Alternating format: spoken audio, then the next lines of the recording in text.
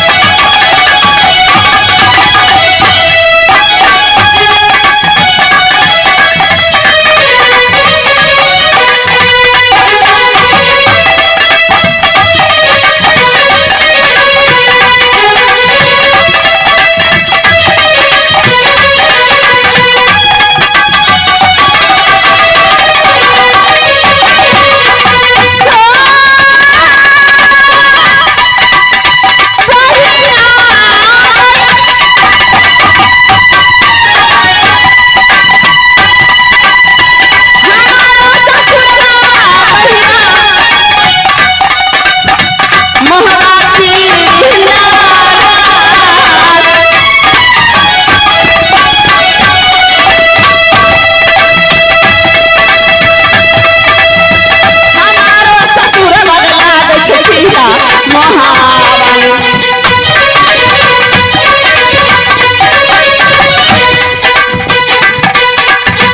ससुर जी के नाम वीरनाश्वर सिकहर।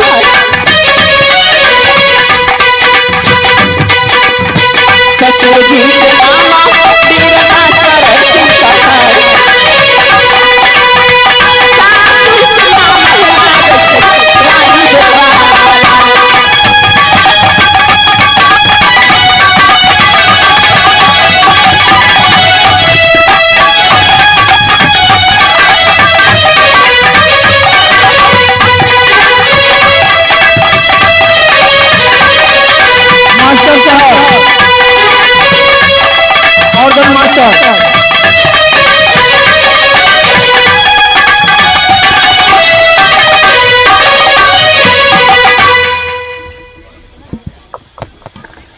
हमारे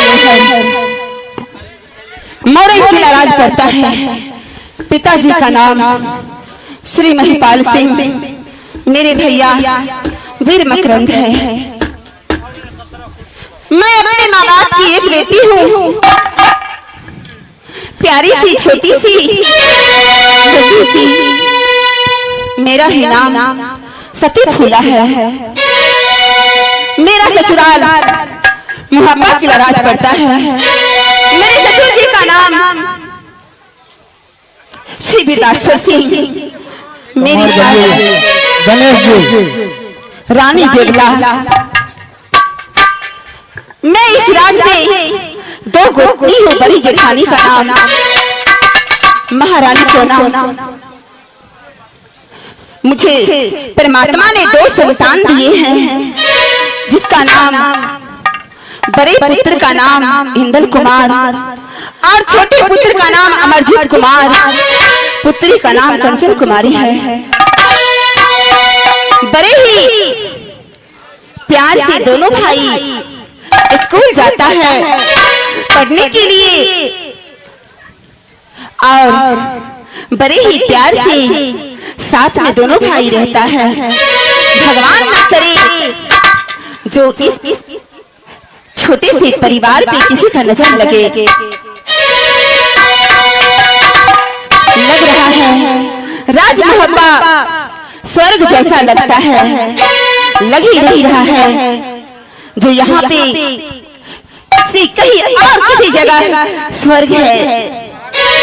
सो नहीं तो मैं इस राज मुहब्बा में देख रही हूँ, ना ही सिपाही है ना ही दासी, सबके सब चले गए हैं।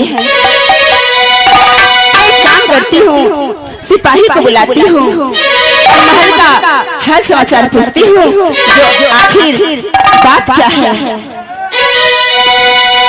इतने दिन तो सिपाही राज दरबार में रहता था, आज क्या बात है जो आज नहीं है। आ गई कथिए में आगे ला गई, आ गई रानी फूलवानी।